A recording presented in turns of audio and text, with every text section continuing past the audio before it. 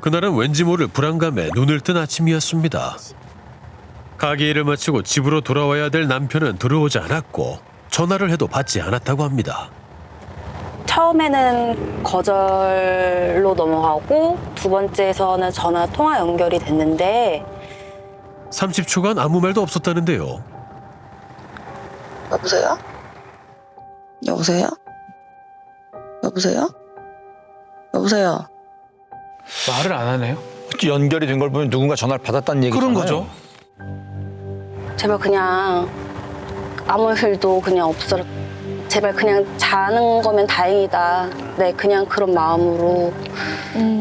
제발 무사하길 바라며 남편이 일하는 주점으로 달려갔습니다.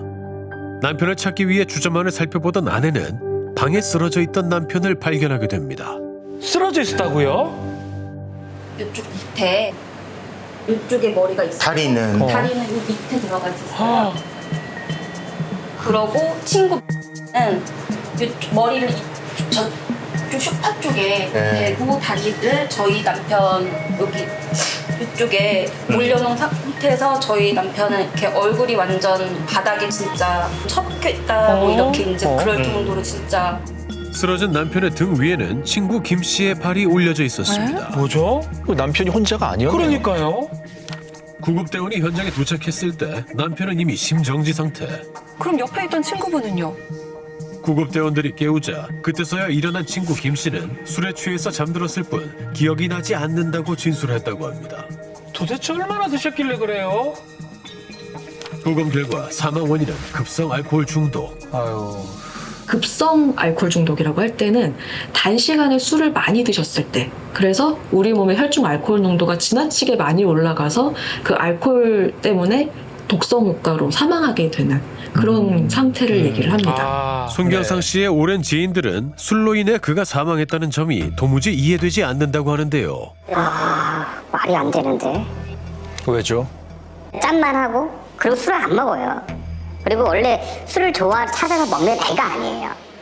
뭐 저 같은 경우는 뭐 일주일에 한 번씩 일주일 내내 먹을 수도 있고 저는 뭐 술을 좋아하니까 그런 사람들이 아니에요. 아예. 그래서 저는 직장에서 이제 친구들이 모였을 때도 아니 이렇게까지 술을 먹는 친구가 아닌데 어떻게 이렇게 많은 술을 먹었는가 그런 것도 다들 의아해했었거든요. 저랑 뭐 술을 먹었을 때도 뭐 맥주 한 3병을 되게 장시간 먹고 막 그랬었거든요. 평소에 술을 많이 먹지 않았다는 손경상 씨는 그날 왜 그렇게 많이 마셨던 것일까? 그러게요. 어떤 사정이라도 있었던 걸까요?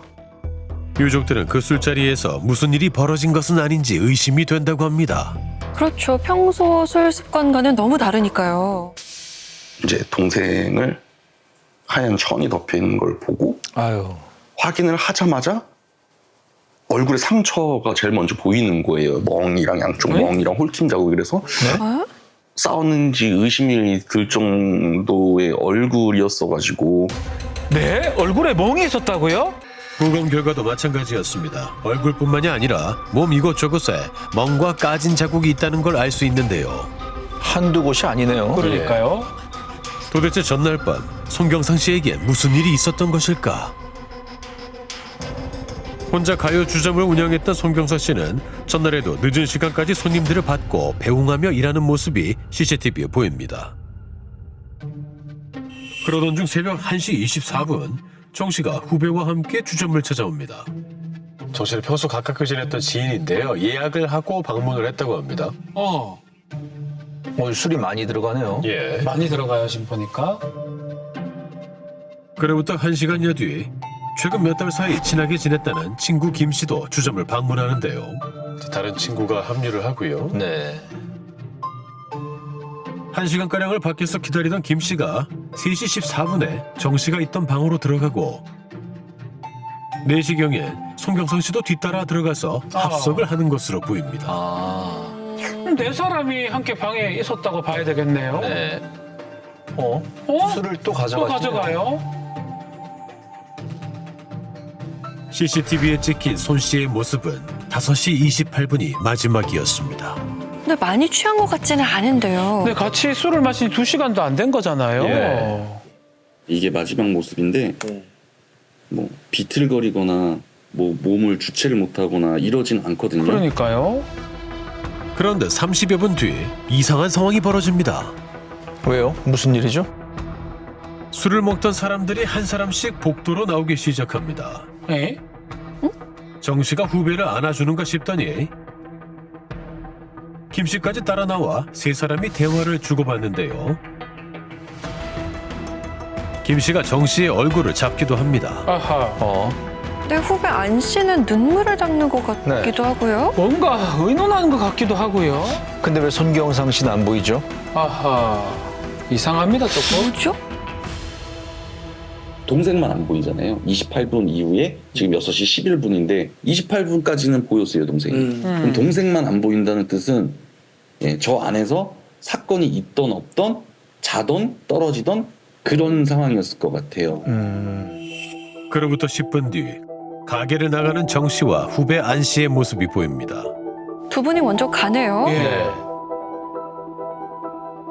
그럼 이후에는 룸 안에 손경상 씨와 김 씨만 남아 있었다는 거네요. 그런데 큰 움직임이 없어 보입니다. 네. 여기서는. 아, 그 뒤 8시가 훨씬 넘어 아내가 찾아왔을 땐 이미 손경상 씨는 사망한 상태였다는 겁니다. 아하. 아유. 아니 대체 어쩌다 돌아가시게 된 걸까요? 사건이 발생하고 나흘 뒤 유족은 경찰로부터 수사 상황을 들을 수 있었습니다. 저희 지금 추정으로는 이미 술을 막 먹기 시작한 상태에서 4명이 이제 합석해서 드시던 과정에 이미 먼저 바닥에 쓰러지셨어요. 근데 뭐 아시겠지만 어둡기도 하고 다 술도 취하고 뭐 자다 깨고 막 이러다 보니까 아무 신경을 못 쓴 것 같아요, 제가 봤을 때. 그러면 동생이 만약에 바닥에 쓰러졌으면 셋 중에 한 명은 무조건 봤을 거라고 저는 생각을 지금 들거든요. 근데 그걸 아무도 못 보셨대요. 그걸 못 봤다고. 아이고. 저희도 의아해요. 도대체 술을 얼마나 마셨길래 옆에서 누구 하나 쓰러져 나가는데도 이걸 못 볼 수가 있나? 일행들의 진술에 따르면 그날따라 유독 손경상 씨는 혼자서 술을 많이 마셨고 누구 하나 손 씨가 쓰러진 걸 보지 못한 채 술자리를 이어나갔다는 겁니다. 아, 좁은 룸인데 아무도 못 봤다고 하는 건 조금 이해가 안 되긴 하네요. 이해가 좀 안 그렇죠. 돼요. 사람이 많았던 것도 아니고요. 그러니까 4명 있었는데 그냥. 그러던 중 유족에게 걸려온 한 통의 전화, 목격자가 있었습니다. 누군가가 그때 전화가 온 거예요. 그때 현장 당시에 자기는 옆에 테이블에 있었대요. 당시 CCTV를 보면 어? 아침 7시 10분쯤 조용하던 주점 안에서 두 사람이 문을 열고 방을 나옵니다. 다른 사람이 정말 있었네요. 네. 저분들이 뭔가 봤을 수도 있겠어요. 그러니까요. 예. 그가 어렵게 인터뷰에 응했습니다. 자영업자인데요. 밤에도 알바를 해요. 그래서 평상시에 잠을 뭐 항상 3시간 자고 출근하고 4시간 자고 출근하고 이제 했었어요. 이제 경상역내에서 많이 있었는데 남 씨는 가끔씩 손 씨의 가게로 놀러오는 친한 후배로 아르바이트 도중 잠시 눈을 붙이러 가게에 들렀다고 합니다. 그는 그날 옆방에서 쉬고 있었다고 하는데요. 설잠을 또 잤는데 친구가 깨우더라고요. 오빠 저기 싸워요. 네? 싸우는 소리가 들렸다고요? 일어나는데 갑자기 욱 소리 들리고 혼자서 형이 그렇게 또 외치더라고요. 네. 뭔가 큰 소리와 함께 김 씨가 욕을 하는 소리를 들었다는 겁니다. 아 괜찮아 어차피 친구고 뭔 일 안 생겨 이러고 저는 다시 누워서 자고 그런데 30분 안 돼서 또 깨우더라고요. 오빠 지금 너무 조용한데 나 무서워 빨리 가 집에 빨리 가 막 이러더라고요. 그래서 아 그래 가자 그냥 이러고 일어나서 담배를 하나 피면서 이제 봤는데 너무 조용하더라고요. 손경선 씨를 보진 못했지만 두 사람이 친구 사이인 만큼 별일 없겠지 생각하고 주점을 나왔다고 합니다. 방안을 못 본 게 너무 아쉬운데요. 네. 그 룸에서 돌아가셨다 말을 하더라고요. 그래서 아 뭔 소리야 내가 거기 있었는데 야 끊어 이러고 이제 바로 형한테 전화를 했죠. 형 이거 어떻게 된 건지 설명 좀 해주세요. 그러니까 아 너도 들었어? 형도 피곤해갖고 술도 먹고 잤는데 누가 깨워서 일어나 보니까 경찰이더라고. 경상이는 죽어있고. 에? 하고 저 옆방에 있었어요. 솔직히 말해줘요. 이제 얘기를 하니까 한 5초 이상은 아무 말도 없더라고요.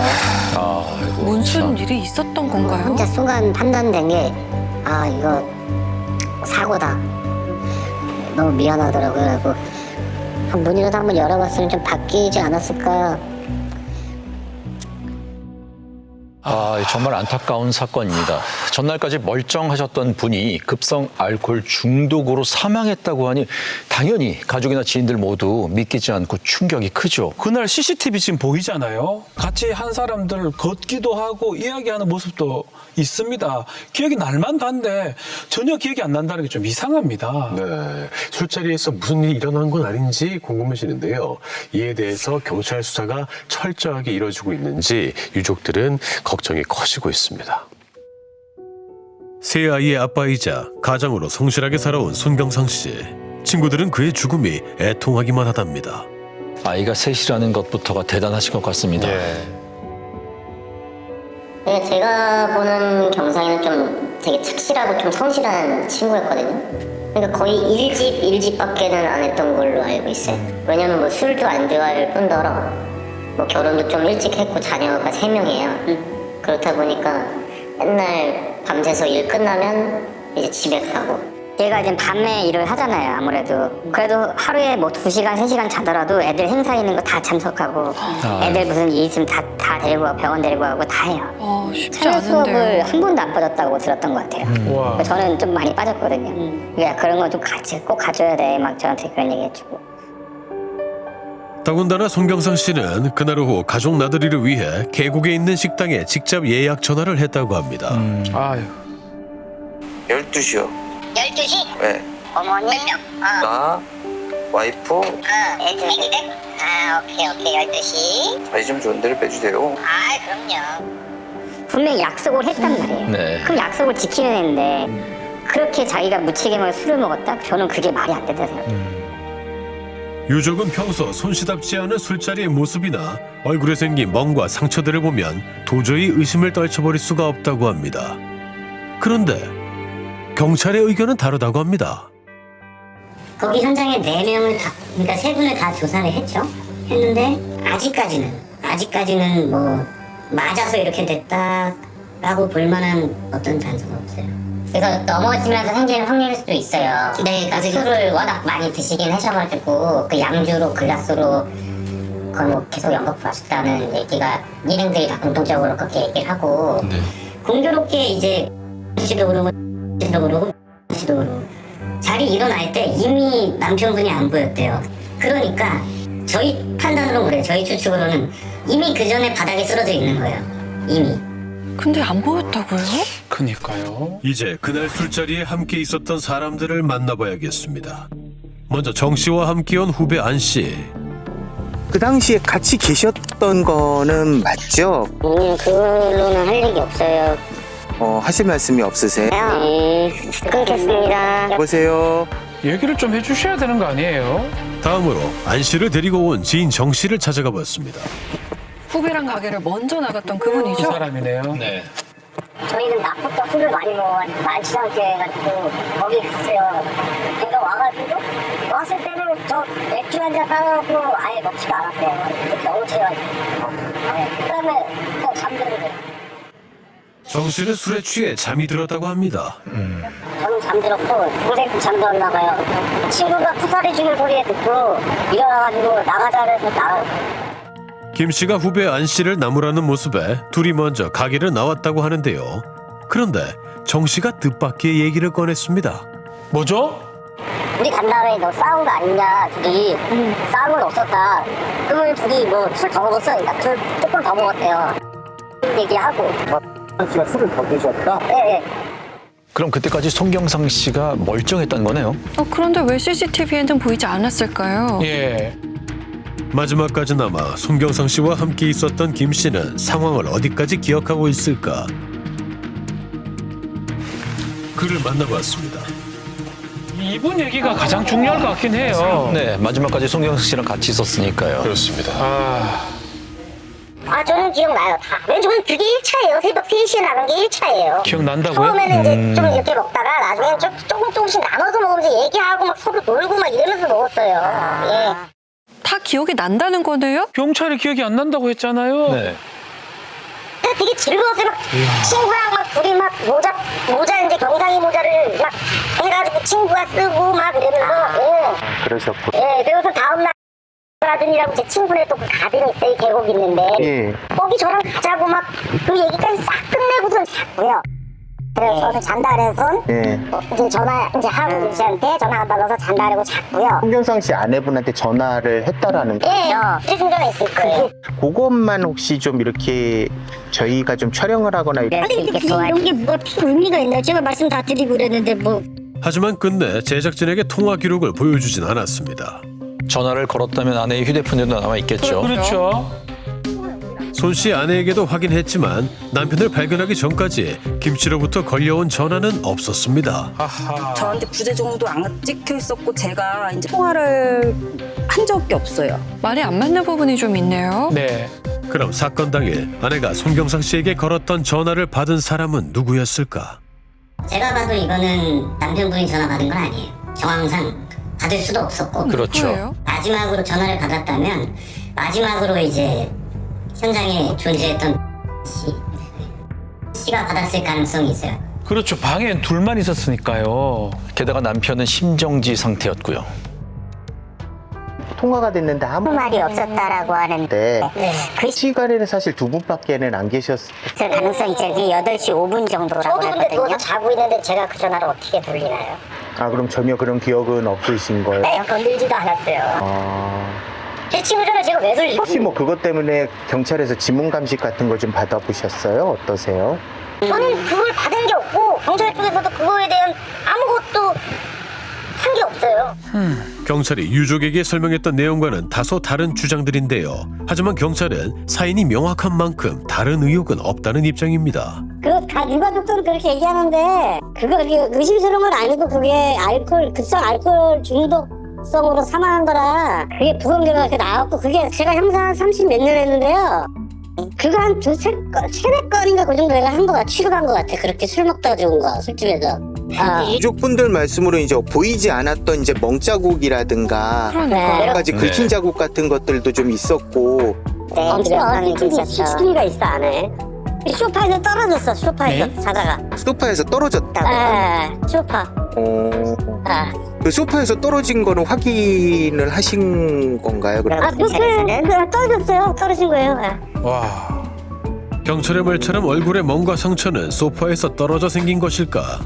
사실 이게 사망과 직접적인 관련이 있는 상처들이라고 볼 수는 없지만 굴러 떨어지면서 이제 만약에 바닥면에 마찰이 있었다라고 한다면은 우리 얼굴에서 좀 돌출된 부위들 중심으로 이렇게 손상이 있었어야 될 것 같거든요. 근데 이런 돌출된 부위뿐만 아니라 지금 눈 안쪽 아니면 콧등 그리고 볼 안쪽 이런 인중 이런 것들까지 이제 손상이 있다는 거는 좀 상대적으로 접촉면이 작은 어떤 다른 물체에 접촉했을 가능성이 더 높아 보이는 그런 소견들입니다. 여기 인중에 지금 뭔가 이렇게 긁힌 자국 같은 게 있잖아요. 예.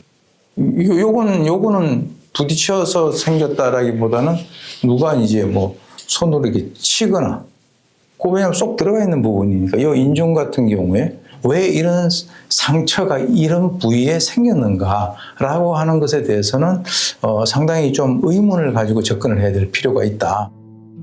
숱한 의혹들을 뒤로 한 채 세상을 떠난 남편. 그 허망한 죽음의 진실이 무엇인지 아내는 알고 싶습니다. 아휴, 참. 아이들 한순간에 진짜 아빠를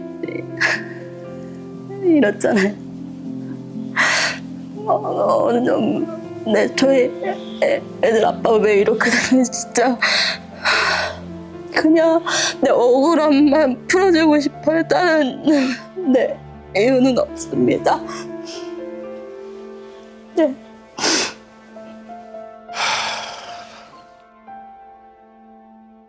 강제적으로 술을 마시게 했던가 아니면은 술 마시기 게임을 했던가 진짜 술 마시고 인사불성이 돼서 바닥에 쓰러져 있는 상태를 장기간 방치하면은 같이 술을 마신 사람으로서는 그 생명 신체에 대한 위험을 방지해야 될 그런 의무가 있다고 판단이 되거든요. 근데 그런 보직인적 지위를 다 하지 않아서 결과적으로 이제 사망에 이르게 될 경우에는 부작위에 의한 과시치사 정도의 책임은 진다고 이제 판단이 되는데 중점적으로 좀 이렇게 검토를 해서 수사를 할 필요가 있다고 생각합니다. 유족 입장에서는 정말 궁금하고 답답해 미칠 지경일 것 같습니다.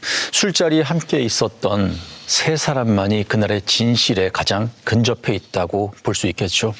그러니까 경찰은 직접적인 사망 원인에만 방점을 두고 수사를 하면서 판단을 내린 것 같아요. 하지만 혹시 폭행은 있었던 건 아닌지, 싸움은 있었는지, 그 대체 왜 술을 그렇게 많이 급하게 마셨는지 디테일하게 바라볼 필요가 있다고 생각이 듭니다. 네. 그리고 저는 아까 그 변호사의 부작위에 의한 과실치사라는 말이 정말 궁금한데요. 맞습니다. 이게 법적 의무가 있는 사람이 위험을 방지하자라서 결과가 발생했을 때 부작위 범이라고 합니다. 같이 술 먹은 사람들이 도와주질 않았거든요. 이런 경우는 부작위 범이 될 수가 있고요. 이것을 좀 봐달라는 게 유족의 취지 같습니다. 네, 아내분은 어린 세 자녀에게 아빠의 죽음에 대해서 어떻게 설명을 해줘야 할지 막막하다고 했습니다. 이 유족은 누군가의 처벌을 바라는 것이 아니라 한 가장의 죽음에 대한 진실을 알고 싶을 뿐이라고 합니다. 지금이라도 고 송경선 씨의 죽음을 둘러싼 의문이 잘 풀릴 수 있도록 경찰에 보다 철저한 수사가 필요하겠습니다.